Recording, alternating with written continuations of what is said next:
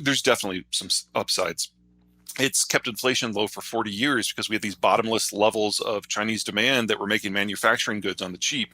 Now, that cost us manufacturing jobs, but it did keep the cost of living on a global basis and in the United States lower than it would have been otherwise. The post-Soviet collapse did something similar by dumping oil and nickel and everything else on the global market when their industry collapsed. They could still produce the raw commodities. So from roughly 1985 until roughly 2015, this has been the highlight of globalization. This has been the high watermark, and it's been fantastic. We've seen record economic growth in the world writ large and strong economic growth in the United States as we focus on the things that we have a huge value-added competitive advantage in. Hmm. But everything is now changing.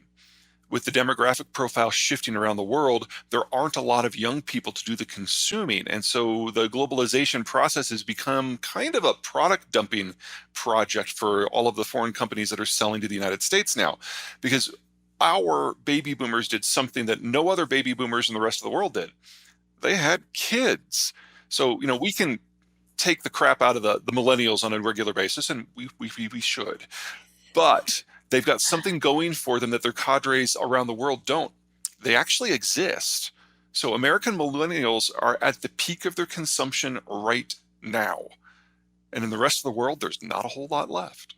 Well, as the joke goes, demographics move at two speeds, glacial and lightning. We know exactly what's going to happen this year. It's going to be the majority of baby boomers will turn 65 and will go into retirement. That has investment and tax applications, consumption and production implications. And we've known this is coming since 1965, when the last of the baby boomers were born. But when something only takes place over decades, you always think, oh, we've got time to adjust that later. Well, we're in the here and now, and we're actually dealing with the complications coming from the baby boomers leaving us. Yeah. That is going to take us decades to deal with, and I can guarantee you there are no companies and no financial institutions, and certainly not the Federal Reserve, that are ready for this, even though we know that it's been coming for 40 years. It's right around the corner. The majority of the baby boomers retire at the end of this year.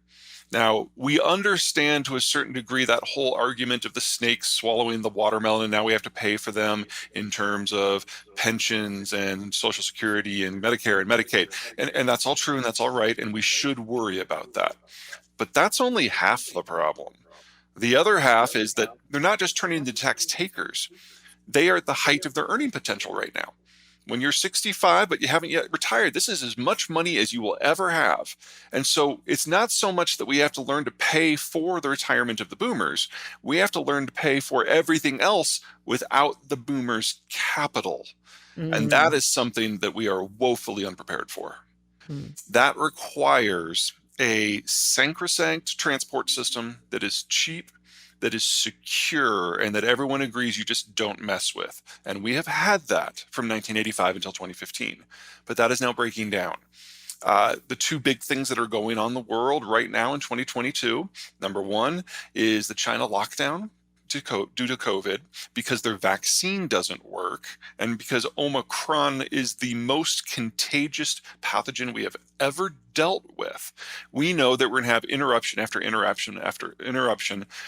Shanghai's been shut down for 2 months. They're hoping to reopen in June. We will see. But we know that as soon as they open, Omicron will come right back, break it down again, and again, China just falls out of the system. The second big thing, of course, is the Ukraine war, and most of the industrial products that the Russians export, they export via the Black Sea, which is now a war zone. And so those have been interrupted. And it doesn't matter if it's oil or nickel or copper or machine parts, whatever it happens to be, it's not as reliable. And these are just two things that are happening right now. When you remove the Americans from maintaining the globalized system, you're going to have that in a lot more places. What's going on in China isn't just going to be about health, it's going to be political. What's going on in Russia isn't just going to be security, it's going to be demographic. And all of these things combined make multi-step supply chains, especially in the Asian space, impossible to maintain. So we are going to have to rebuild industry without them. in North America. Now, we've been working on this since the first year of COVID. COVID plus Trump really got people to take this issue seriously. And we're getting Mm. shorter supply chains that are closer to end consumers that use less water and less energy and shorter transport links and cheaper labor in terms of productivity. It's a net gain. But you don't double the size of your industrial plant overnight. This is a Mm. 5 to 10 year process. And while that is going on, capital's getting dedicated to that, which means it can't be dedicated to other things. And we can't take the full advantage of these new supply chains that are closer to home until they're done. So we have at least another 5 years of high inflation as we struggle through this transition. And there's nothing that government can do to make it better. Now, government can make it worse, but not better. Actually, we were seeing a huge level of reinvestment in this country before Trump, before COVID. Those Mm. two factors simply sped it up. Biden's actually putting some government oomph behind it, and the dislocations in China are convincing companies that have doubled and tripled down on China, like Apple, that maybe that wasn't the best choice. So this is rapidly becoming the conventional wisdom in the manufacturing space. And in terms of general winners, it's going to be a locality by locality point of view. There are states, there are cities in the United States that are actively going out and recruiting this sort of investment, and they are getting a outsized return for that investment. A lot of these cities are in the South. Texas, of Mhm. course, is doing very well, and we're even seeing some retooling of some of the heavy industry in the Midwest. In terms of sectors, manufacturing, transport, energy, labor, all of it, because we now have limitations because of demographic aging for how much labor we have and for how much finance we have. So there's certainly a first mover advantage play here. Oh, I agree with both of those. I would just add it's also inflationary. So, Mm. we solve one problem, we get another one. Now, on the backside of this, once all the industry is built, we know that we're going to have lower production costs and lower retail costs on the back end.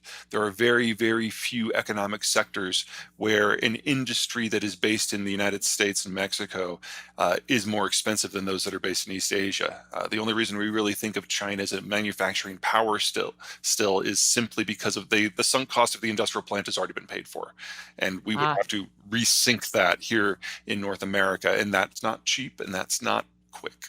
The United States, both on the left and the right, is feeling relatively anti-immigrant right now.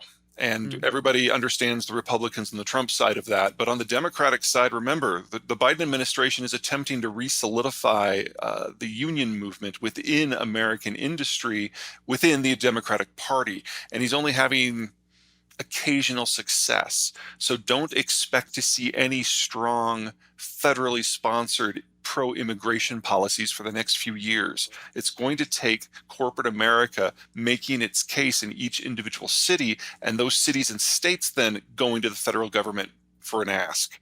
That's Mm. not going to happen this year, probably not next year either. Well, for the United States, these are good problems. Yes, we'll have inflation, but it's because we're rebuilding things here in the United States in a constrained environment. We would like to, I would have liked to see this 5 to 10 years earlier before we had the labor crunch, but here we Mm. are. We'll make it through this. But in East Asia, now the labor crunch situation in East Asia is far worse than it is in the United States. Because while we have millennials, they don't. And they also have something called the one child policy, which has been gutting the Chinese demographic for 40 years now. And China is now the fastest collapsing demographic in human history. And there is no way the PRC survives the next decade in its current form. They just don't have the tax structure and the labor structure to even try. So this was always going to fail this decade.